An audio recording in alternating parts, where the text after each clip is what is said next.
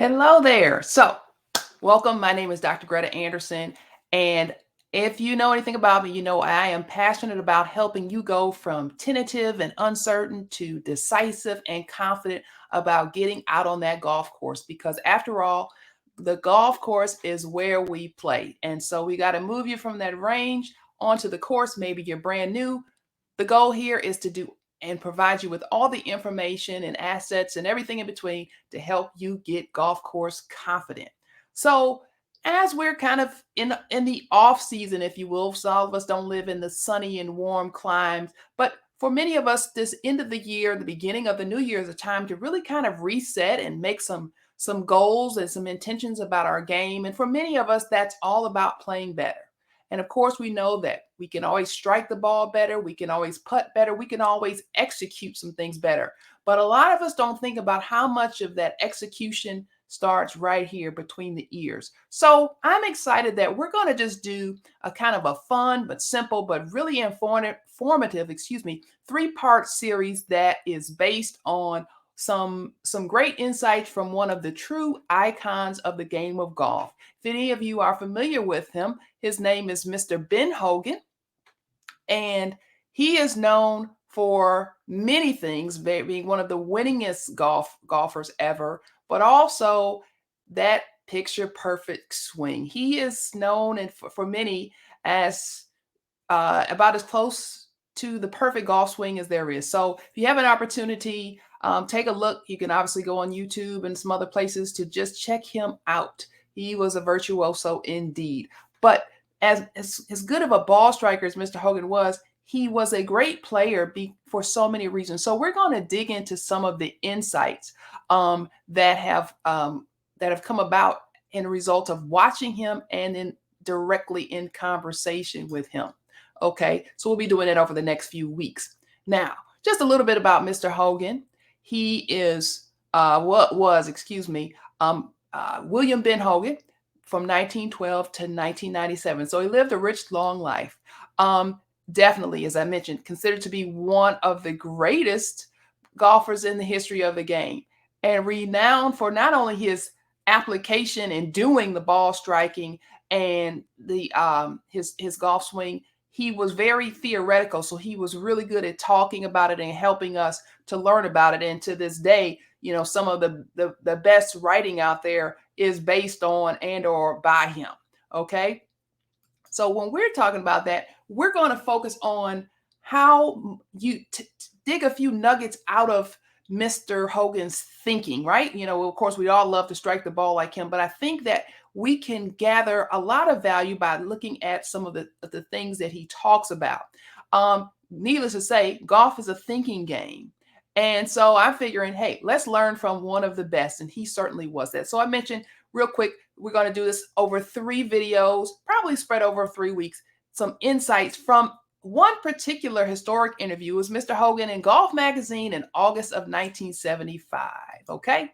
And at that point, he was 62 years of age. So he'd been playing a long time and was very reflective and could provide even more insight. Not that he couldn't at 25, but for those people who've been blessed enough to get a little bit older, we all get a little bit wiser and we have an opportunity to see things from a broader perspective. So he was certainly able to do that. I think one of the most powerful statements that came from that is this, and this is what we're going to focus on for just a few minutes today. When he was talking about golfers, now he's talking about players at the tour level. So let's just start here. They all have good swings, but good swings don't win golf tournament. Good management does. Now, needless to say, a lot of us aren't playing tournaments. We're not playing competitive golf. So just we have to take this within the context that Mr. Hogan was a tour level player. So he was talking about his peers and his colleagues. But at the same time, he's talking about any golfer. It's not about how good the swing is. I mean, if we look right now with the modern tour, we can see players out there who can just crush it. 300, 350, 400 yards almost with the Bryson DeChambeau, right? But does he win every week? No.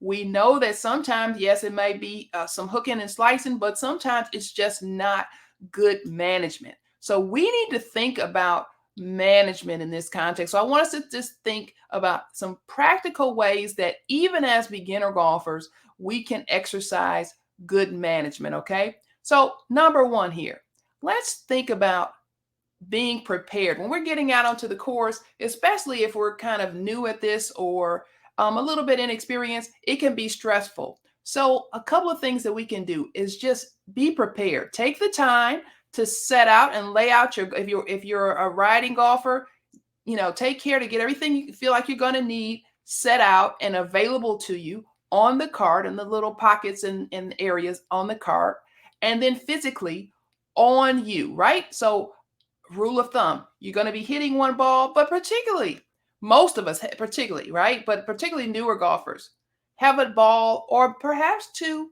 spare balls in your pocket on your person because, hey, if you strike a ball and you send it due right or due left or whatever the case may be, if that's not in your pocket, you've got to go all the way back to the cart.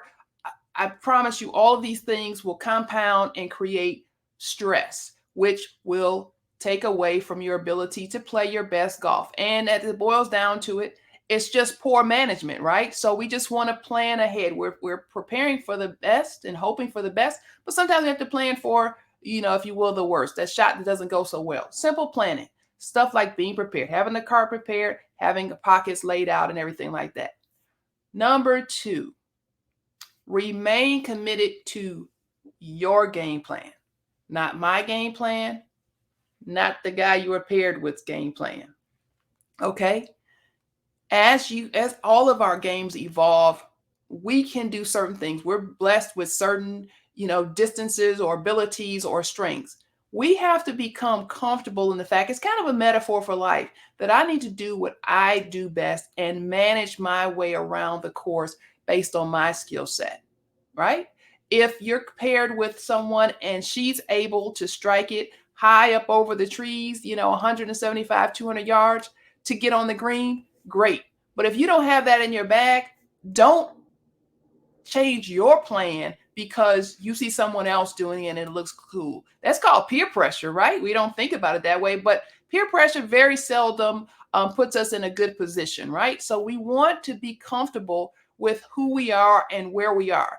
Doesn't mean that we're not going to improve, but more often than not, trying to do things that you're not comfortable with or don't feel prepared to do will get you into trouble. So we want to just be good managers, right? That's what we're focused on. Remain committed to your game plan. And then number three, we want to be aspirational, right? But we want to be realistic. So I am all about growth and evolution. If anybody know me, I'm all about that, right? But I'm also about being realistic because when we're not, that's when we get frustrated and golf becomes much less fun. You can be working on your game and your ball striking is going to improve and the distance is going to improve and your ability to read putts and control the speed and the distance will improve over time. But today, or maybe right where you are right now, maybe it's, at a certain level, whereas other people's may be here, if you will, in terms of scoring or however you want to define that. Don't get frustrated about that. So yes, you're doing the work, you're putting in the hard yards, if you will, to get better. But on this day while you're out, don't expect to shoot an unrealistic number or to hit shots that are far out of your skill set at this time, because it's only going to frustrate you. So always think about the things you're doing and how you're working to get better, but be realistic about, hey, if I'm working and I've been working on my putts or my drives or whatever the case may be, and let's just use a driver. And I've been working in my driver and I'm hitting it and the ball's going 100, 115, 120 yards as I practice and that type of thing. No problem. Great drive. I'm presuming it's reasonably straight. We don't have any excessive curvature or anything like that. Awesome. Now, why would I go onto the course and then expect all of a sudden that I'm magically going to pick up 50 or 75 yards just because I got on the course?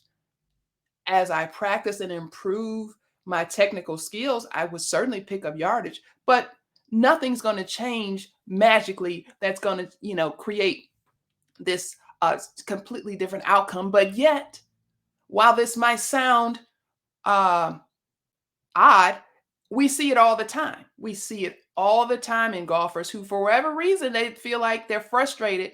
So that frustration then partners with poor decision making to make for, and many times, what can be a dreadful hole and even compounded into a dreadful round.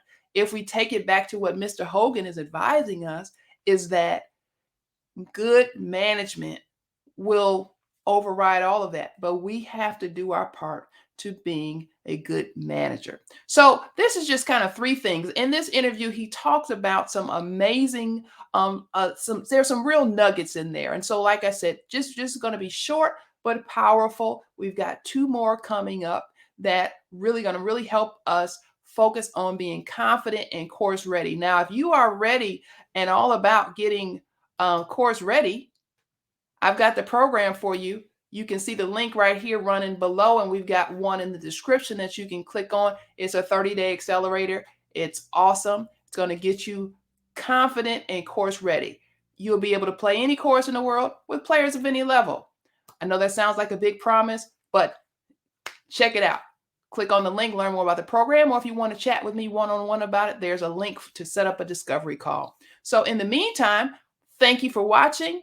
I hope that you get out there and keep practicing, and I will see you in the fairways. Take care. Bye for now.